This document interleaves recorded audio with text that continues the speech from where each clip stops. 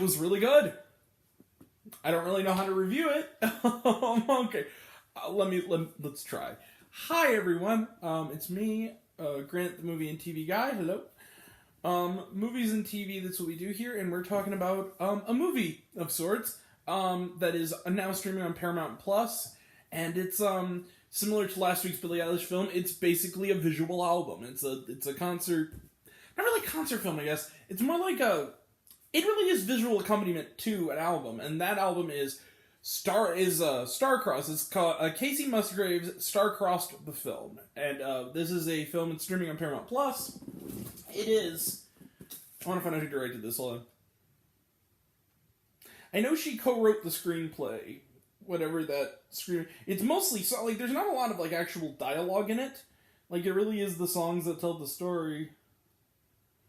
Who directed the film? Oh.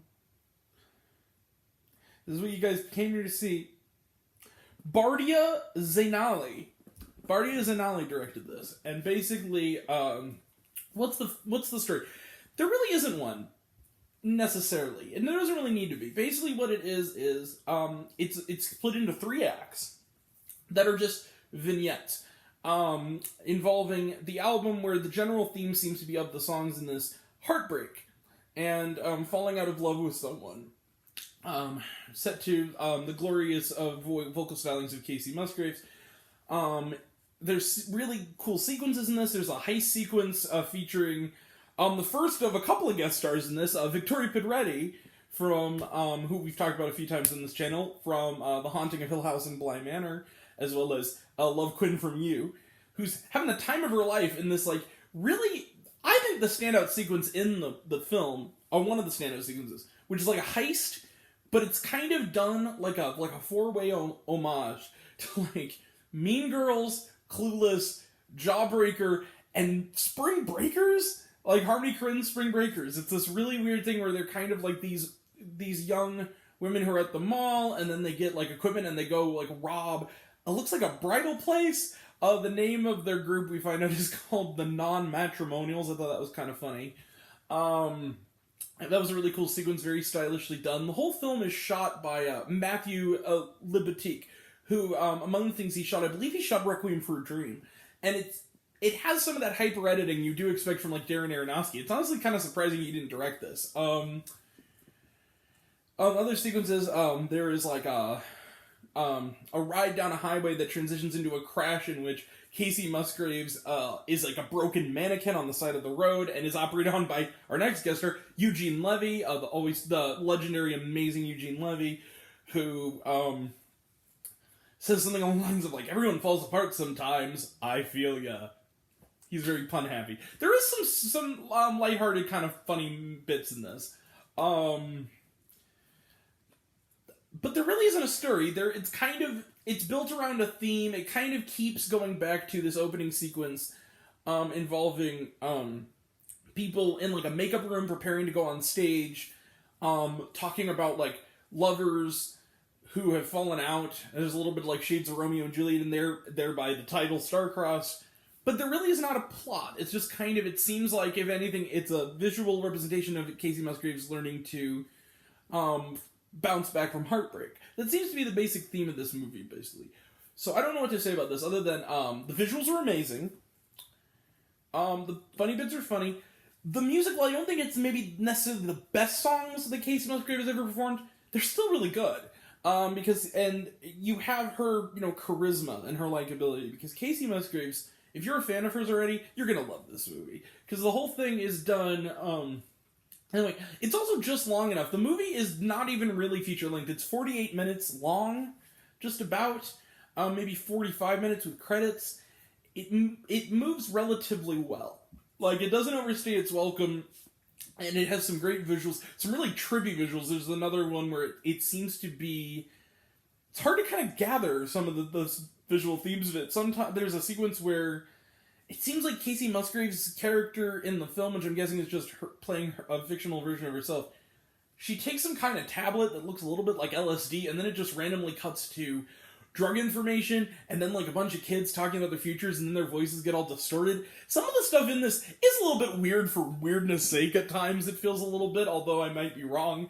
It does seem a little bit like I don't know how to score this one, because at the same time, like the Billie Eilish film, in comparison to this, and I know it's kind of like apples and oranges. Visually, this was more like a film than that one was, but that one, the album was pretty perfect. It was hard to kind of screw up as long as you just had her performing it with some nice visual accompaniment.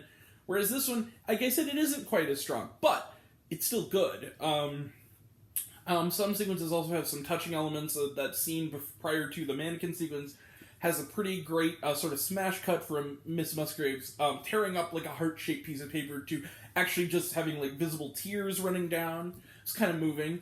I don't really know what else to say. The filmmaking's good. The guest stars are great. Again, you have people like Victoria Pedretti and Eugene Levy in your film. You have good pedigree. You have good actors in it who don't, especially in get maybe one line in Eugene Levy's case, or in the case of Victoria Pedretti, I don't think she even gets a line, or it's drowned out by the music, which is fine. There's not a lot of actual dialogue in this. It's really just kind of visual accompaniment to music. So that's basically my point. So how am I going to score this? You know what I'm going to do? I'm going to give this a 4.5. 4.5 out of 5 stars. Because this really is good. It's not perfect, but it's good. And I think that anyone going to see this film like me who wants to check it out, it did play in theaters for one night, although it's kind of short to put in a movie theater. I mean, you know what I mean? Like, I guess if you're there, it might be a good excuse to see another movie after, because the movie's only 48 minutes long. But it sizes up perfectly fine if you have a nice TV. So, 4.5 out of 5 stars. If you were to see this at that theatrical screening, which I think is just one night, you won't be disappointed. Like, it's a good movie. This is a hard review to do. 4.5 out of 5 stars for Kacey Musgraves' Star-Crossed the Film. Trailer Trash and Non-Watch on Paramount Plus. Was there shawarma? No, there wasn't. So, I'm going to, tomorrow we're going to have Lucifer Season 6. Also, either tonight or tomorrow, I'm kind of, how do I set this up? I'm really thinking about, doing a video that's not a standard review. There's something involving film discourse, a topic that is, always, I've had thoughts on, that have kind of been in the back of my mind for a while. I've always kind of wanted to do a video on them, and I feel like now I can, like a video essay on them, in relation to, well, I don't want to say, I'm just going to do the video, but this is not the place for it. But, nothing serious, relax, don't worry. I want to do a little editorial. So, you might see a little something later, this weekend or later tonight. Otherwise, Lucifer's tomorrow and, other films to come. So, that'll all be next time, and until next time, I'm Grant the Movie and TV Guy. I see it all, and I'm happy to share it with you. I love you all, I appreciate you all. I love you all, class dismissed. I love you 3000. Be kind to one another. If you like this video, give it a like if you wanna. Give it a subscribe if you wanna. Click the bell if you wanna. I don't know what that does, like I always say, but it apparently really helps out. And if you want to find me elsewhere, for more reviews, lists, and other fun stuff, including a review of a film that's been on my watch list that I just saw, which was To Everything Too Terrible Tokyo Drift, which is pretty great. I have that review up there, as well as lists with extra info, friendly, nice little lists in a friendly, nice little package. That is on letterboxd.com at Grant the Movie and TV Guy, and go check out this film. It's actually it is pretty good. A little on the quick side, but it's good. So, thank you all. Take care. Have a good night.